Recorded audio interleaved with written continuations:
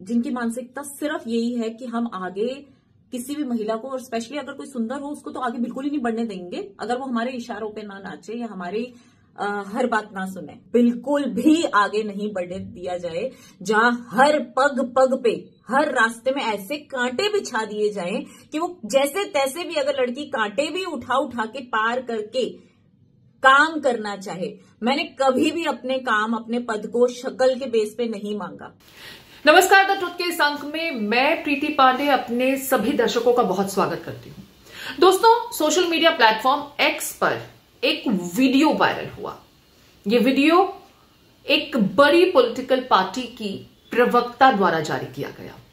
मैं दिल्ली की सभी महिलाओं से हाथ जोड़ के रिक्वेस्ट करूंगी कि प्लीज जिसे भी वोट दें सिर्फ ये देख लें कि कौन सी पार्टी आज महिलाओं को सीट दे रही है ज्यादा और कौन महिलाओं की सच में इज्जत करता है। सिर्फ कहने के लिए इज्जत नहीं, रियलिटी में भी इज्जत होनी चाहिए।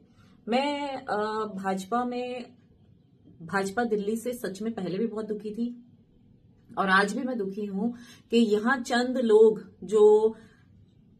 जिनकी मानसिकता सिर्फ यही है कि हम आगे किसी भी महिला को, और स्पेशली अगर कोई सुंदर हो उसको तो आगे बिल्कुल ही नहीं बढ़ने देंगे अगर वो हमारे इशारों पे ना नाचे या हमारी हर बात ना सुने। तो मैं ऐसे लोगों के सख्त खिलाफ हूं और हर महिला को ये कहूंगी, कितना रोक ले कोई बात नहीं, कितना भी कोई रोक ले आपको आगे ना बढ़ने दे। अगर आपकी किस्मत में आगे बढ़ना लिखा है तो आप बढ़ोगे, बशर्त कि आप डरो नहीं, घबराओ नहीं। इसलिए ये क्या मुझे निकालेंगे, मैं खुद इस पार्टी से रिजाइन देती हूं जहां महिलाओं को बिल्कुल भी आगे नहीं बढ़ने दिया जाए, जहां हर पग पग पे, हर रास्ते में ऐसे कांटे बिछा दिए जाएं कि वो जैसे तैसे भी अगर लड़की कांटे भी उठा उठा के पार करके काम करना चाहे। मैंने कभी भी अपने काम, अपने पद को शक्ल के बेस पे नहीं मांगा। आप मेरा पुराना सारा रिकॉर्ड देख लीजिए। पिछले 8 साल में मैंने झुग्गी बस्तियों में महिलाओं के लिए, लड़कियों के लिए कितना ज्यादा काम किया है। इसलिए मैंने आज तक भी अगर कभी कोई पद की आगे डिमांड भी की, रखा भी कि मुझे ये बना देना चाहिए, मतलब आप देखिए पार्टी के वरिष्ठ नेताओं से, तो सिर्फ अपने काम के आधार पे, अपनी शक्ल के आधार पे नहीं। बट ये लोग, इनकी मानसिकता ऐसी है कि मैं इससे ज्यादा कुछ नहीं कहना चाहूंगी। मैं बस यही कहना चाहूंगी कि जो महिलाओं का सम्मान करे, सिर्फ कहने से नहीं, दिखना भी चाहिए, वर्ड्स में नहीं, एक्शंस में जिन पार्टियों की नजर आए उनको दिल्ली की महिलाएं वोट दें। बस इतनी रिक्वेस्ट है। इस वीडियो में उक्त पार्टी का प्रचार प्रसार नहीं किया जा रहा, बल्कि जो प्रताड़ना ये महिला प्रवक्ता झेल रही हैं, उसका दर्द इस वीडियो के जरिए उन्होंने सोशल मीडिया प्लेटफॉर्म एक्स पर बयां किया और दिल्ली की तमाम महिलाओं को ये ताकीद कर दी कि अपना वोट कास्ट करते समय इस बात का ख्याल रखें कि जिस पार्टी ने ज्यादा महिला कैंडिडेट्स को टिकट दिया उन्हें वोट दें, क्योंकि वही पार्टी महिलाओं के हक के बारे में, महिलाओं की आवाज को उठाने का काम करती है। बाकी पार्टियां भले ही तमाम बड़े बड़े वायदे करती हों, लेकिन ऐसा होता नहीं है। इस पार्टी का नाम मैं खुद नहीं ले रही हूं, लेकिन जरा सुन लीजिए, देश की एक बड़ी प्रतिष्ठित पॉलिटिकल पार्टी की महिला प्रवक्ता अपने साथ हो रहे बर्ताव को लेकर किस तरीके से सोशल मीडिया प्लेटफॉर्म एक्स पर अपनी आवाज उठा रही है, क्योंकि उनका कहना यह है, उनका दावा यह है कि पार्टी के सबसे बड़े अधिकारी तक भी जब वो पहुंच गई तो भी उनकी सुनवाई नहीं हुई, उन्हें आगे नहीं बढ़ने दिया जा रहा, उनको दबाने की कोशिश की जा रही है, वो भी इसलिए क्योंकि वो सुंदर है। खुद सुन लीजिए जरा। स्कूल, कॉलेज, कहीं अगर किसी स्टूडेंट की बहुत रैगिंग होती है तो वो पहले अपने साथी स्टूडेंट्स को बोलता है कि मेरे साथ सही नहीं किया जा रहा व्यवहार, तो प्लीज मेरी मदद कीजिए। और स्टूडेंट्स को बोलता है वो अपने साथियों को कि कोई तो मदद करे। जब वहां से उसे मदद नहीं मिलती फिर वो टीचर के पास जाता है, प्रोफेसर के पास जाता है और कहता है प्लीज मैम या सर प्लीज मेरी मदद कीजिए। कुछ स्टूडेंट्स, कुछ लोग मुझे बहुत तंग कर रहे हैं, कुछ क्लासमेट्स। टीचर भी नहीं जब सुनती तो वो स्टूडेंट उठ के प्रिंसिपल के पास जाता है और प्रिंसिपल से शिकायत करता है कि प्रिंसिपल सर या मैम प्लीज ये स्टूडेंट्स, ये लोग मुझे बहुत तंग कर रहे हैं, आप ही सुन लीजिए।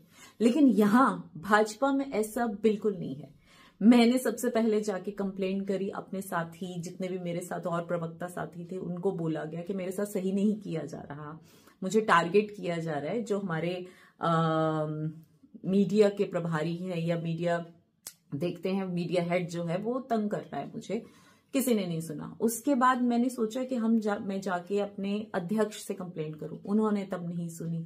फिर मुझे लगा अगर दिल्ली प्रदेश की टीम नहीं सुन रही तो शायद नेशनल टीम के बीएल संतोष जी सुनेंगे। मैं उनके पास भी गई तो उनका एक ही बात थी, ना ना ना ना ना ना, मैं कुछ नहीं सुनेगा, जाके दिल्ली की टीम को ही कहो। अरे दिल्ली की टीम को ही कहना होता तो आपके पास आने की क्या जरूरत थी? स्टूडेंट बहुत दुखी होता है, तंग किया होता है सबने, तो ही जाके वो टीचर को कहता है। टीचर भी नहीं सुनती तो वो प्रिंसिपल के पास आता है, और प्रिंसिपल भी अगर ना सुने तो कोई कहां जाए? बताइए मुझे, वो स्टूडेंट कहां जाए? ये हाल है दिल्ली की भाजपा टीम का कि ना वो सुनते और ना राष्ट्रीय टीम में बीएल संतोष जी बैठे हुए, ना वो सुनते, और नड्डा जी वो तो टाइम ही नहीं देते कभी मिलने का। तो यहाँ ना स्टूडेंट की टीचर सुनते हैं, ना प्रिंसिपल सुनता है, ना कोई सुनता है, न डीन सुनता है, कोई सुनता ही नहीं है, कोई सुनवाई ही नहीं है महिलाओं की। बस कुछ अजीब है, कुछ अटपटा है ये सुनने में कि देश की सबसे बड़ी पॉलिटिकल जो प्रतिष्ठित पार्टी है आज की तारीख में, उसकी महिला प्रवक्ता ये कह रही है कि उनकी पार्टी में सुनवाई नहीं होती। पार्टी में ऐसा कोई प्लेटफॉर्म ही नहीं है जहां पर उन्होंने जाकर के अपनी आवाज उठाने की कोशिश न की हो और उन्हें मदद मिली हो, उनकी सुनवाई हुई हो।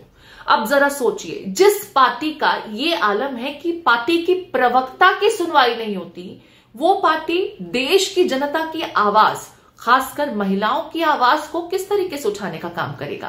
हालांकि इनके दावों में कितनी सच्चाई है इसकी डिटेल में हम नहीं जा रहे, लेकिन कहा यह जाता है कि धुआं तब उठता है जब कहीं आग लगी होती है, कहीं चिंगारी तो होगी तभी तो इतना धुआं उठा।